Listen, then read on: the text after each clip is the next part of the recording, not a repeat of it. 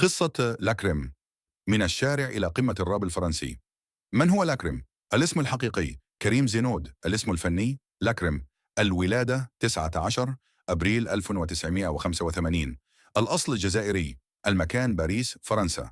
النوع الموسيقي راب جانجستا، راب الطفولة والبداية الصعبة. لاكريم كبر في الأحياء الشعبية بباريس وسط الفقر والمشاكل. من صغره عاش حياة الشارع، وكان دايما يقول إن الراب هو المرآة الحقيقية لحياته.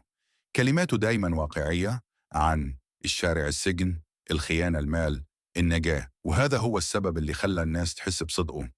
بداية المسيرة الفنية بدأ لاكريم الراب بشكل جدي حوالي 2009 إلى 2010، لكن الانطلاقة الحقيقية كانت بعد تعاونه مع بوبا في أغنية AWA أوبا وي.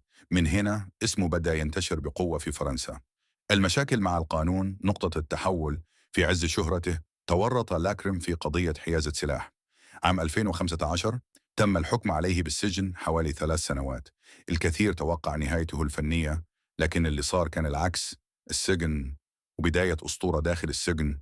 لاكريم ما توقفش كتب موسيقى، حضر ألبومات خلى اسمه حي في الساحة، وأصدر ألبوم RIPRO واللي يعتبر من أقوى ألبومات الراب الفرنسي. العودة القوية بعد خروجي من السجن. رجع أقوى أغانيه تدخل توب كليبات بملايين المشاهدات. أشهر أعماله AWA كورليون، RIPRO Force on Your Persona، نون جراتا. لاكريم ولا رمز للراب الواقعي في فرنسا. لماذا لاكريم محبوب؟ كلام صادق، قصة حقيقية. ما يمثلش دور عاش اللي يغنيه، قريب من الجمهور المغربي.